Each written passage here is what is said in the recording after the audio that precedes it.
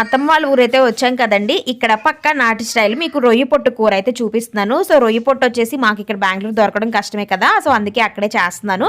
ఈ రొయ్య పొట్టుని ఫస్ట్ వేపుట్లో వేపుకోవాలన్నమాట, ఆయిల్ లేకుండా వేపేసి తర్వాత ఇలా వాష్ చేసుకోవాలి.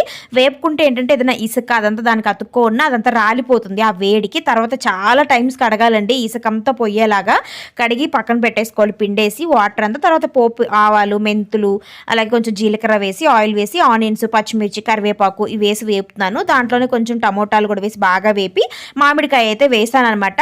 మామిడికాయతో పాటు మునక్కాయలు కానీ వంకాయలు కానీ ఏమైనా ఉన్నా కూడా వేసుకోవచ్చు. ప్రజెంట్ అయితే నేను మామిడికాయ వేసాను అనమాట, ఉత్త మామిడికాయే.